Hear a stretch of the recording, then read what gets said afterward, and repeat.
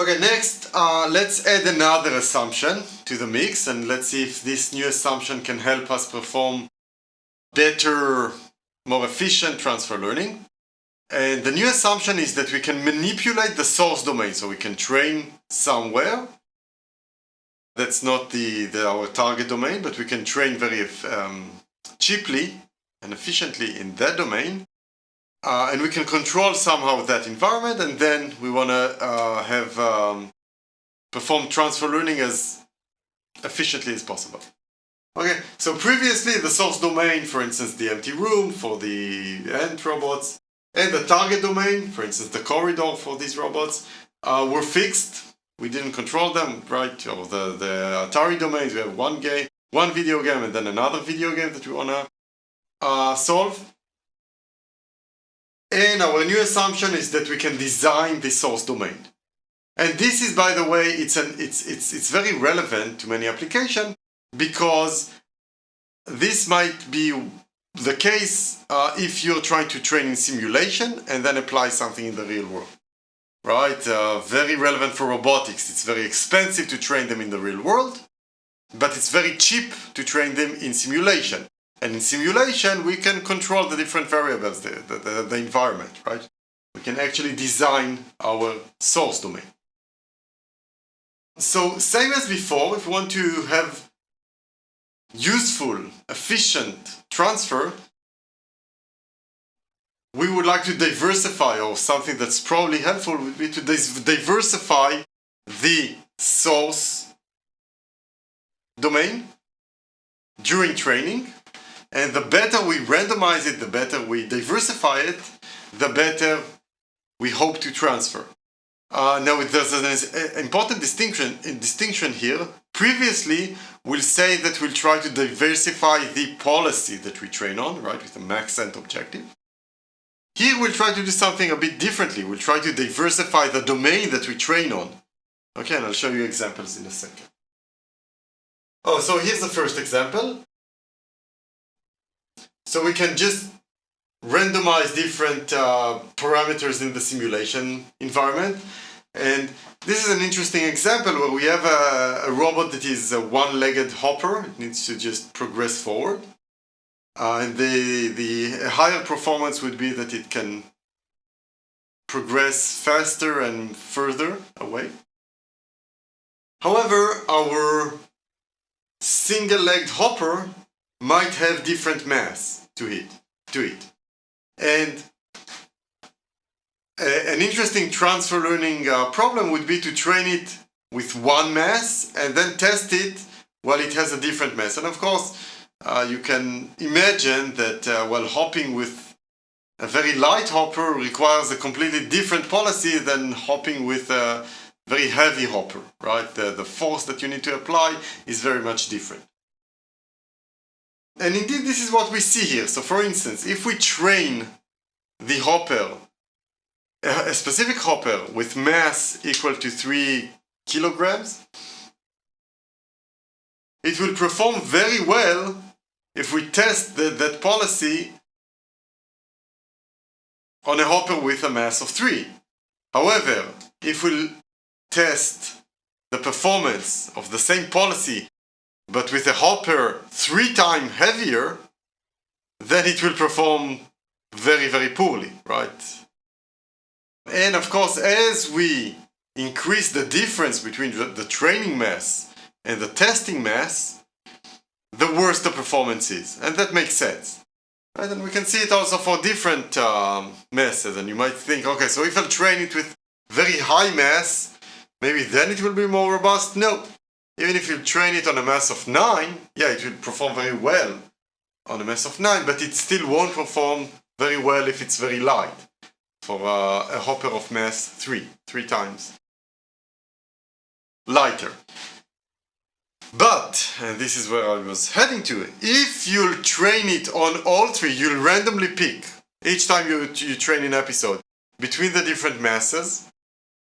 So you have an ensemble of environments, right now, each one with a different mass, and you train the policy on, well, randomly sampled mass, then you can actually get a policy that is very robust to changes in the torso mass, as you can see here. So it's pretty robustly effective for the range of masses that is considered here. Another solution, one might say straightforward solution, would be to try and train a deep neural network that can identify the changes in the environment. For instance, so we as humans, right, you might change I might give you several balls and I'll ask you throw them as far as possible. And of course you'll have a different way to do it if the ball is very light and if it's very heavy. But it's not that you're going to, I have a fixed policy for light and heavy balls. What you're going to do as humans is probably pick up the ball and say, well, this is a heavy ball, so I'll adjust my policy one way or another. So this is the intuition behind this paper here, the OSI, or the paper listed here, Preparing for the Unknown, Learning a Universal Policy with Online System Identification. This is the OSI neural net that is defined up here. And this is trying to do, well, what we as humans do intuitively. It tries to identify the model's physics, or the change in the model physics, and provide that change, or these parameters that relate to the physics in the environment. It tries to provide that as input to our policy. So our policy can now say, okay, now I have a heavier ball or a lighter ball, and then I'll learn more specific policy, right? So it's even more powerful than just training it on a variety of settings. It's allowing it to actually learn the setting and then have a specific policy that is relevant for that. And again, indeed, you can see the results here, where if you're just trying to train a single policy to work for all of the COM offset, that is something that's the physics difference parameter that they had in their domain, in a pendulum domain. So if you try to train a single policy to work well for all of these offsets, you can see that the performance is pretty good in the middle, but it doesn't generalize very well to the extreme values. In green here, you can see what happens if you add the offset to the state space. So you provide the policy with the exact change in the state space, in that physics environment. Then it can learn a much more robust policy. Or you might say this is the baseline to beat. This is what we want to perform similar to, but by learning the change and not providing it as input. And indeed, you can see that the red line, and this is the red line is the solution that also tries to learn these changes in the environment, performs almost indistinguishably from the green line, which is when we provide the policy with the changes in the environment. And you can actually see that this OSI learns over time, and it is able to improve over time. These are the different iterations. Lighter curve means the initial iteration, and as it becomes darker, these are later iterations. So you can see that there's a general learning trend for the OSI over time here. And also you can see here, sub-figure D is just the error in learning the OSI, the physics offset. Would this be considered a model-based approach? Good question. So would this be considered a model? I would say so. It's it's a bit of a gray area here, because you're learning the offset of the model, but you're not necessarily, so you're not training it to learn a model, you're training it to provide the best context to your policy, which is not necessarily all of the model. It doesn't provide you next state and reward, right? It provides you something else that relates to the change in the environment, or to the change in your model. So let's say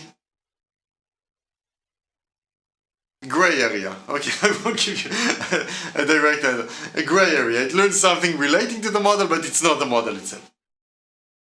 Okay, let's see another example with describing domain randomization. Specifically for training a robot, an arm robot, to maybe push some object to a specific location in simulation, and then seeing how it performs in the real world. So if you just try to do it once without domain randomization in the simulation environment, in the source task, then it doesn't perform very well. It goes quicker than I'm talking. So this is the best. So they trained it initially just on the best guess of how the simulation they think is most relevant to the real world. Okay, so no domain randomization without changing anything. But this is what believed to be the best parameter to represent the real robot.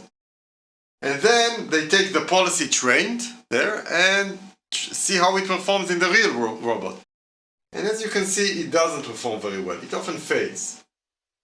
Why is that? Well, because the simulation is not great, right? It's not very accurate. So, in order to bridge this gap, they actually apply domain randomization. So it's still training in simulation, but now with added noise. Let's see what... So added noise like Oh, here we go. Some of the randomized parameters include mass, friction, damping of the joints, mass, action time stuff. So they try just to inject random almost everywhere they could, right? And this is the network that they trained. And now with domain randomization, the success rate in simulation might have been lower. Well, obviously, right? They have some more noisy environment, but the results in the real world, well, are now much better. Okay? Hopefully that makes sense.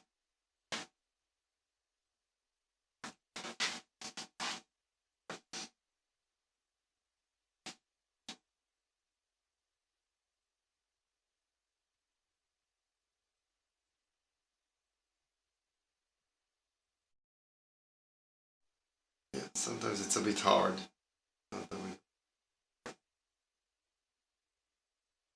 By the way, this is also the Berkeley team.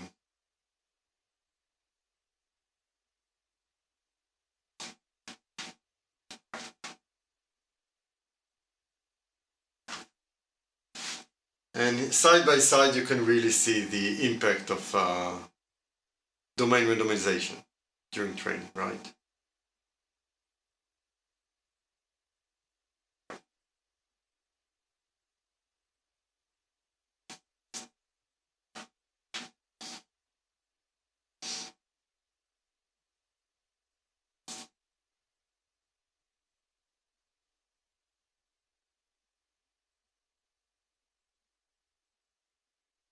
Oh, so here they were a bit sneaky where they actually went and changed the friction in the real world. And still you can see that the domain randomization approach produced a policy that can even accommodate changes in the real world.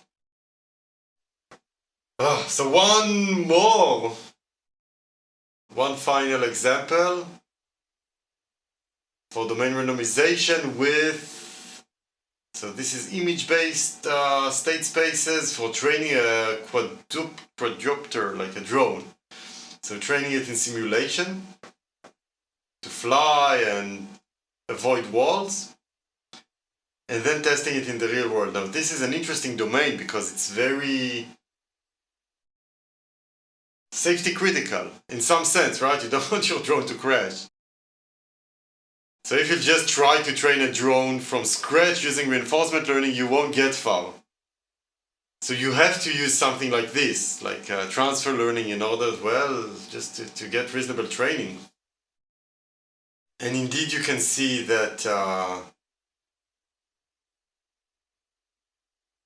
So this is the training in simulation, right? Okay.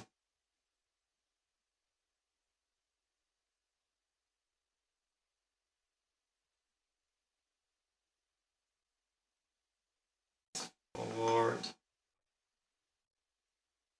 And in simulation it crashes, that's fine, and they do a lot of domain randomization in the wall colors, the lighting, and the structures and everything. Try to add as much randomization as possible.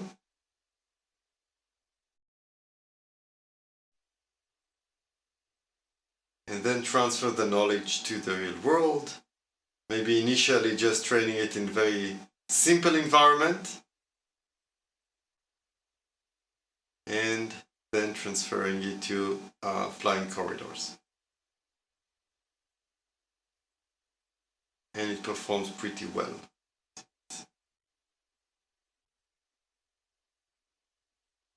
Okay, so the main takeaway here is if you're trying to train something that's really expensive to train in the real world, failure might be very expensive, then transfer learning is a